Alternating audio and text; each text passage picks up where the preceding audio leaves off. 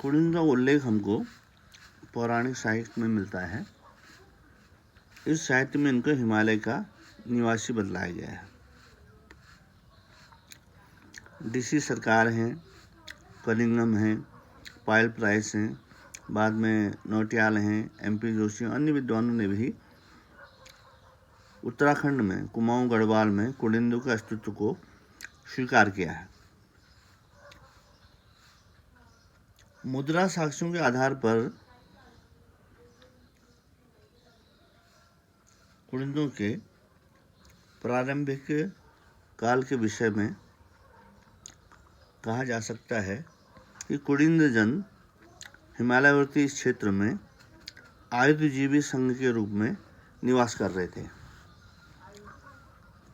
संभवतः पहले इन्होंने यूनानियों के विरुद्ध मौर्यों का साथ दिया।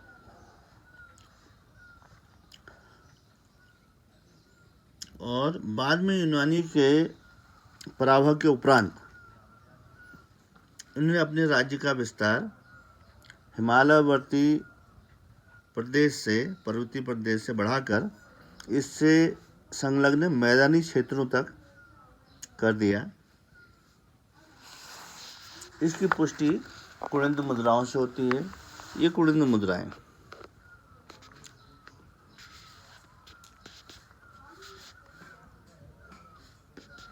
सतलज से लेकर पूर्व में काली नदी तक तथा तराई भाबर के मैदानी क्षेत्रों से भी प्रकाश में आ चुकी हैं। उत्तर भारत में कुड़िन के चरमोत्कर्ष काल में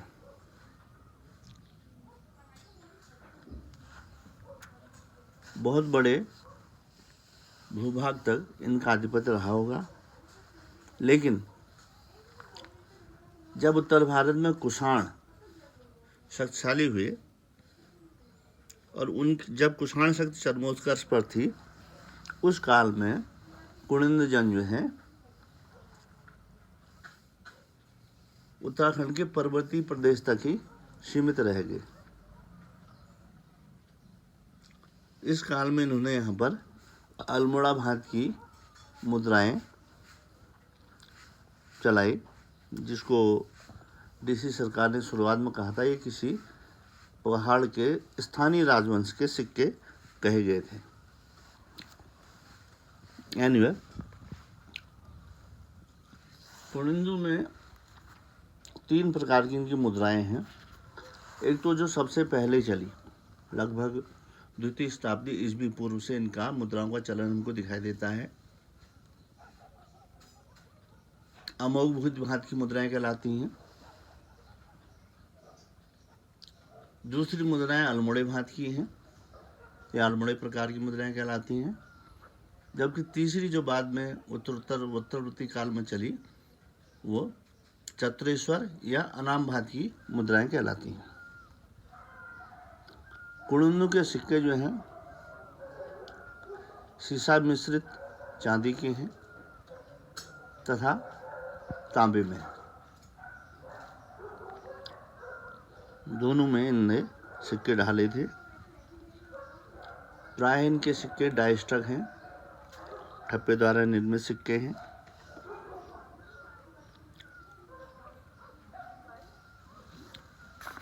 कुड़िन में सबसे पहले हमको अमोघ भूति के सिक्के मिलते हैं।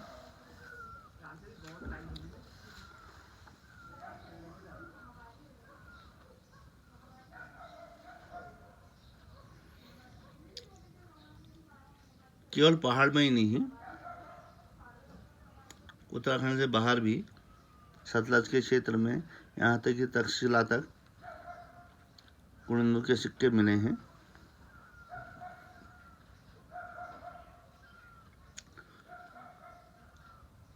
रेप्सन है, एलन है, डीसी सरकार है, अधिकांश विद्वानों ने अमोघ भूत को कुड़िन का राजा माना है।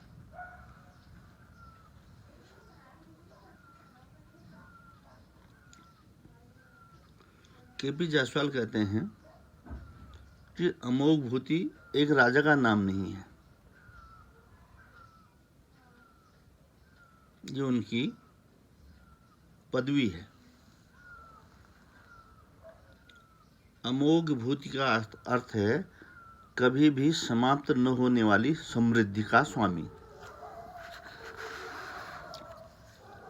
प्रोफेसर एमपी जोशी के अनुसार ये दोनों ही संभावनाएं खुली हैं, क्योंकि पुरालिपि एवं उत्खनन में विभिन्न स्तरों से प्राप्त कुलीन मुद्राओं के आधार पर स्पष्ट होता है कि अमोघ भूति भले ही किसी राजा का नाम हो या पदवी, किंतु यह निश्चित है कि इस राजा के सिक्के शताब्दियों तक चलन में रहे। बहुत संभव है कि यदि अमोघ भूति व्यक्तिवाचक नाम है तो इसे एक से अधिक राजाओं ने धारण किया था या उसके नाम पर दीर्घ काल तक मुद्राएं जारी होती रहीं। यदि पदवी है तो एक से अधिक राजाओं ने इस पदवी को धारण किया।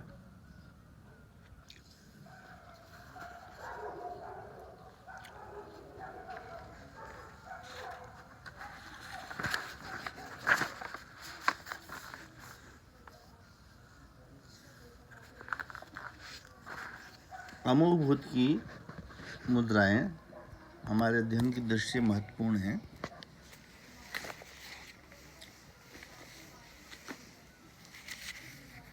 अमोघ भूति मुद्रा का अग्रभाग जैसा कि चित्र में दिखाई दे रहा है, ये इसका अग्रभाग है, मुख भाग।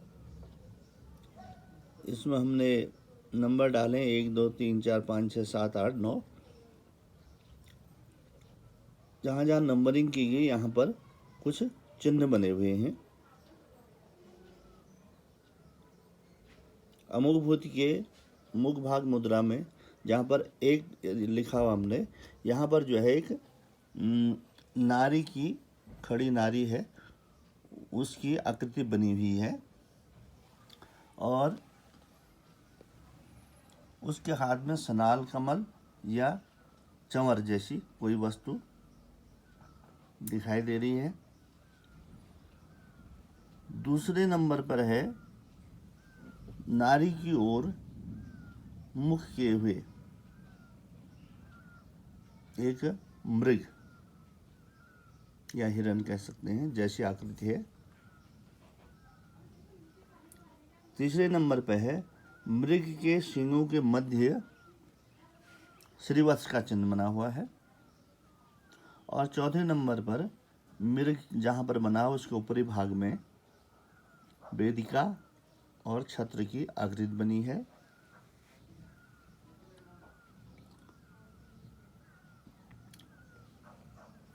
मृग के नीचे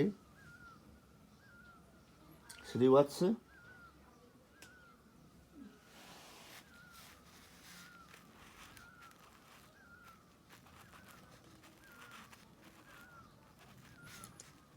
या स्वास्तिक या पर्वत चिन्ह ये बने हुए हैं। और जहाँ पर छठा क्रम लिखा है वहाँ पर अलग अलग प्रकार के चिन्ह, अलग अलग सिक्कों में अलग अलग प्रकार के चिन्ह बने। किसी में पर्वत चिन्ह बना है, किसी में नंदीपद बना है, किसी में रैलिंग और वेदिका और छत्र बना है, किसी में ध्वज चिन्ह है, किसी में स्वास्तिक है। तो अलग अलग चिन्ह यहाँ पर बनाए गए हैं। सातवें स्थान यहाँ पर लेकर 7 नंबर में वहाँ पर देखते हैं तो वहाँ पर एक कमल जैसा चिन्ह बना हुआ है जिसके ऊपर नारी आकृति खड़ी हुई है। कुछ में बना है, हर एक में नहीं बना है। अच्छा, उसके बाद 8वां जो नंबर हमने लिखा है यहाँ पर नीचे, इसके चारों ओर जो है, इसके ये सिक्के के चारों ओर इसमें एक ब्राह्मी अभिलेख है जो यहाँ से चारों ओर ऐसे लिखा गया है। ये ब्राह्मी में लिखा है राज्ञः कुनिन्दस् अमोघ भूतिस्। और यहाँ पर 9वां नंबर हम लेंगे, यहाँ पर एक छोटा सा ये इस प्रकार का चिन्ह बना है। जहाँ पर चिन्ह में, ये सभी सिक्कों में नहीं है, कुछ सिक्कों में ऐसा बना है यहाँ से लेख प्रारंभ होता है और यहाँ पर अंत होता है। इन दोनों के मध्य में ये तारांकित चिन्ह है। ये इसका मुख भाग की विशेषताएं हैं। अब आते हैं हम इसके पृष्ठ भाग की ओर।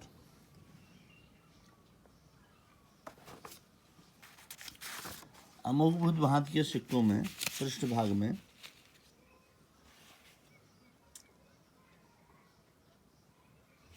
ये हमने अंकित किए हैं, इसमें नंबरिंग कर रखी है 1 2 3 4 5 6 7 करके। तो जहाँ पर 1 लिखा हुआ है मध्य में, सिक्के के मध्य में पर्वत चिन्ह है, श्रृंग पर्वत, और उसके शीर्ष में जो है छत्र दिखाई दे रहा है। दूसरे में जो है नंदी पद का चिन्ह है। तीसरे में जो स्वास्तिक का है। चौथे में जो है ध्वज चिन्ह है और पांचवें में नदी चिन्ह है। छठे में रेलिंग वेदिका एक वृक्ष के समान चिन्ह है। और सातवें में जो है खरोष्टी में अभिलेख है, लिपि खरोष्टी इसकी इस तरफ, जबकि हम के उसके देख रहे थे अग्रभाग में ब्राह्मी में है, लेकिन पृष्ठ भाग में खरोष्टी में इसमें अभिलेख है। रण कुडिंदस अमोघ भूतिस, ये खरोष्टी में अभिलेख है। और जो सिक्के का मोटाई वाला भाग है, एजगर्द कहते हैं इसको, इसमें एजगर्द में खरोष्टी में लिखा है महरजस, महरजस एजगर्द में।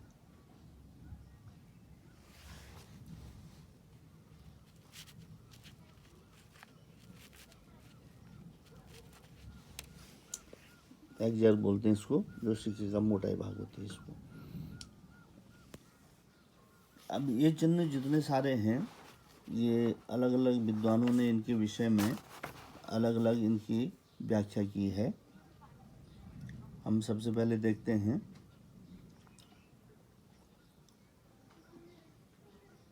जो नारी आकृति है।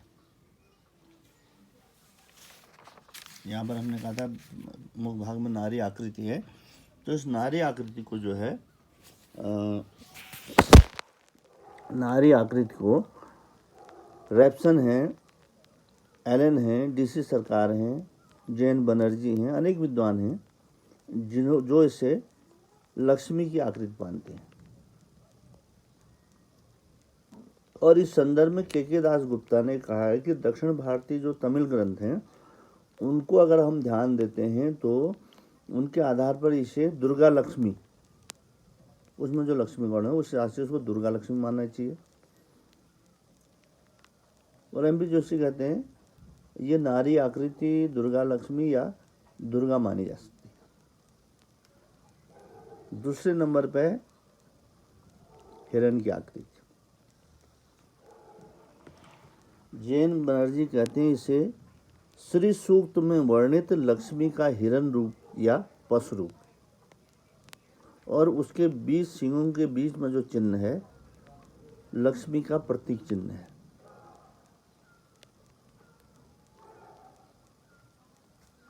इसे श्रीवत्स मानते हैं। और इनकी बात को, जैन बनर्जी की बात को जो है एलन ने भी स्वीकार किया है। और जैन बनर्जी कहते हैं इसमें जिस सिक्के में जो है लक्ष्मी के 3 रूप, मानव रूप, पशु रूप और प्रतीक रूप, तीनों में लक्ष्मी को दिखाया गया है। हिरण के ऊपर जो है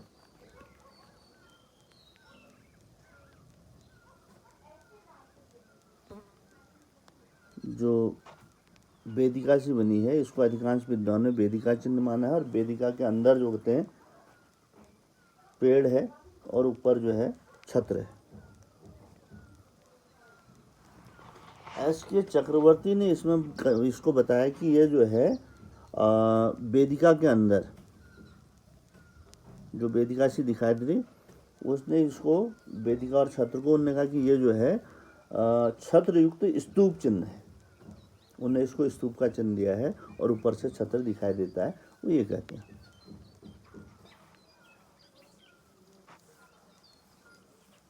प्रोफेसर MP जोशी कहते हैं कि ये जो वेदिका के अंदर छत्र है, वेदिका एवं छत्र, ये जो है शिव का प्रतीक चिन्ह है।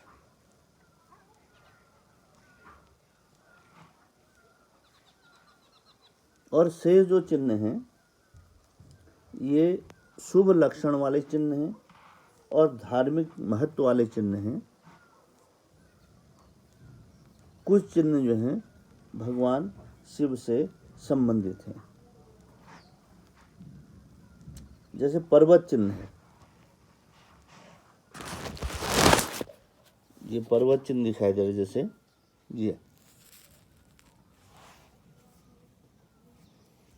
ये शिव का चिन्ह है।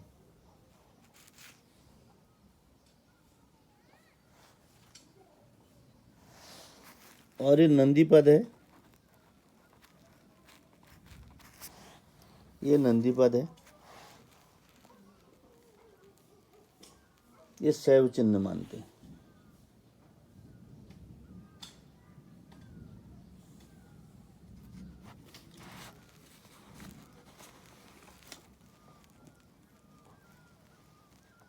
अगर हम बात करते हैं इनकी तिथि के विषय में, तो स्मिथ ने जो है, विंसेंट स्मिथ ने जो है ब्राह्मी और खरोष्टी लिपियों युक्त वाले जो सिक्के हैं, इनको 150 ईस्वी पूर्व तक का माना है। और बाद के सिक्के जो हैं पहली शताब्दी ईस्वी पूर्व के हैं। एलन इन सिक्कों को पहली शताब्दी ईस्वी पूर्व के मानते हैं। पुरालिपि के आधार पर DC सरकार ने प्रथम शताब्दी ईस्वी पूर्व से द्वितीय शताब्दी ईस्वी के मध्य इनको माना।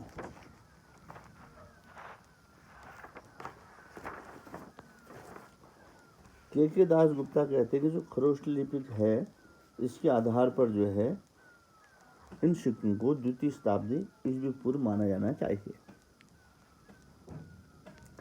जबकि MP जोशी कहते हैं रूपड़ और तक्षशिला उत्खनन में अमोघ भूति के सिक्कों का पहली शताब्दी के स्तर में पाए जाने से और उनमें प्रयुक्त लिपि के आधार पर इनका काल द्वितीय शताब्दी ईस्वी पूर्व के अंतिम चरणों में रखा जाना चाहिए।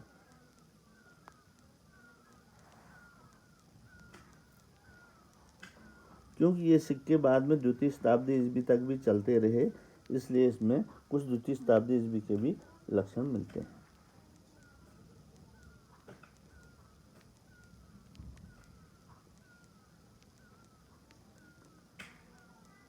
अब क्योंकि ये सिक्के, जैसा विद्वान कह रहे हैं, प्रथम शताब्दी ईस्वी पूर्व से, अगर उत्खनन के आधार पर जिन स्टेटस से मिले हैं, जिस स्तर से मिल रहे हैं, उसको ध्यान में रखा जाए, जैसे MP जोशी कहते हैं, तो प्रथम शताब्दी ईस्वी पूर्व के अंतिम चरणों में माना जाए।